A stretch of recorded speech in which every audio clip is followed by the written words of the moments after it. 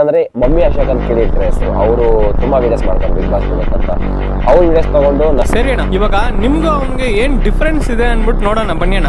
ದಾವಣಗೆರೆ ಬೆಣ್ಣೆನಗರಿ, ಈ ನಗರಕ್ಕೆ ನಮ್ಮ ಫ್ರಾಂಕ್ ಕನ್ನಡಿಗರು ಬಂದಿದ್ದಾರೆ. ಇವ್ರು ಬಂದ್ಬಿಟ್ಟು ದಾವಣಗೆರೆ ಜಿಲ್ಲೆಯಲ್ಲಿರ್ತಕ್ಕಂಥ ಕನ್ನಡ ಶಾಲೆಗಳಿಗೆ ಹೋಗಿ ಅಲ್ಲಿನ ವಿದ್ಯಾರ್ಥಿಗಳಿಗೆಲ್ಲ ಮನರಂಜನೆ ಮಾಡಿ ಬಿಗ್ ಬಾಸ್ನಲ್ಲಿ ಹೋಗೋದಕ್ಕೆ ಭಾಳ ಪ್ರಯತ್ನ ಪಡ್ತಿದ್ದಾರೆ. ಇದಕ್ಕೆ ಎಲ್ಲರೂ ಕೂಡ ಸಹಾಯ ಮಾಡಬೇಕು, ಸರಿನಾ? ಹಾಗೆ ಇವ್ರಿಗೆ ಇನ್ನೊಂದು ವಾರದಲ್ಲಿ ಬಿಗ್ ಬಾಸ್ ಸ್ಟಾರ್ಟ್ ಆಗುತ್ತೆ ಅಂತ ಹೇಳಿ, ಅದು ಆಗಲಿಲ್ಲ ಅಂದ್ರೂ ವೈಲ್ಡ್ ಕಾರ್ಡ್ ಎಂಟ್ರಿ ಕೂಡ ಈ ಕೆಲ್ಸಕ್ಕೆ 4 ಜನದು ಮನೆಗೆ ಹೋಗು, ಆಮೇಲೆ ತಾನಾಗೆ ಉಟ್ಕೊಂಬರ್ಬೇಕು. ತಾನಾಗೆ ಉಟ್ಕೊಂಬರಂಗಿದ್ರೆ ನಾನು ಇಲ್ಲಿ ಗಂಟ ನಾನು ಬರ್ತಿದ್ದಿಲ್ಲ, ಆರಾಮಾಗಿ ಮನೆಗೆ ಕುಂತೆ ವಿಡಿಯೋ ಮಾಡ್ತಿದ್ದೆ.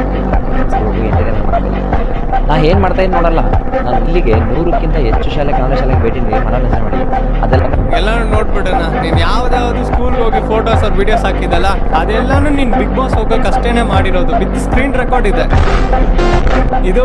ಇದ್ರ ಮುಂಚೆ 2 ವಿಡಿಯೋಸ್ ಏನೋ ಮೇ ಬಿ ಇತ್ತು ಏನೋ, ಅದರಲ್ಲೂ ಬಿಗ್ ಬಾಸ್ ಹ್ಯಾಶ್ ಟ್ಯಾಗ್ ಇತ್ತು. ಆ್ಯಂಡ್ ಆಲ್ಸೋ ಅದು ಮಾಡಿದ ಕಾರಣನೇ ನೆಕ್ಸ್ಟ್ ಬಿಗ್ ಬಾಸ್ ನೇಮಲ್ಲಿ ಮಾಡಿದ್ರೆ ಹಿಟ್ ಬರಬಾರ್ದಂತ. ಒಂದಿನ ನನ್ನ ಜೊತೆಗೆ ಬನ್ನಿ, ಒಂದು 3ರಿಂದ 4 ಗೌರ್ಮೆಂಟ್ ಸ್ಕೂಲ್ ಕರ್ಕೊಂಡು ಹೋಗ್ತೀನಿ, ಆಮೇಲೆ ತೋರಿಸ್ತೀನಿ ಅಲ್ಲಿ ನಾನು ಏನು ಮಾಡ್ತಾಯಿದ್ದೀನಿ. ಆಮೇಲೆ ನಿಮಗೆ ಗೊತ್ತಾಗುತ್ತೆ ಅಲ್ಲಿ ಏನು ಮಾಡ್ತಾಯಿದ್ದೀನಿ, ಏನಕ್ಕೆ ಮಾಡ್ತಾ ಇದೀಯಾ, ಅದೆಲ್ಲ ನೀನು ಬೆನಿಫಿಟ್ಗೋಸ್ಕರನೇ ಮಾಡ್ತಾ ಇದೀಯಾ. ಇವಾಗ ಹೇಳೋಣ, ನಿಮ್ಗೆ ಅವ್ನಿಗೆ ಏನು ಡಿಫ್ರೆನ್ಸ್ ಇದೆ? ಅವ್ನು ಸೆಲ್ಫ್ ರೆಸ್ಪೆಕ್ಟ್ ಬಿಟ್ಟು ಮಾಡ್ದವನೇ, ನೀವು ಅದನ್ನ ಸ್ವಲ್ಪ ಚೇಂಜ್ ಮಾಡಿ ಹಂಗೆ ಮಾಡ್ತಾ ಇದ್ದೀರಾ ಅಷ್ಟೇ. ಇವಾಗ ಹೇಳಿ ಏನು ಡಿಫ್ರೆನ್ಸ್ ಇದೆ? ನಿಮ್ಮನ್ನ ಇವಾಗೇನೋ ಸೇರಿಸ್ಕೊಂಡ್ಬಿಟ್ರೆ ಅದು ಕ್ರೆಡಿಟ್ ಕಾರ್ಡ್ ಎಂಟ್ರಿ ಅನ್ನಲ್ಲ, ಸಿಂಪತಿ ಕಾರ್ಡ್ ಎಂಟ್ರಿ ಅಂತಾರೆ.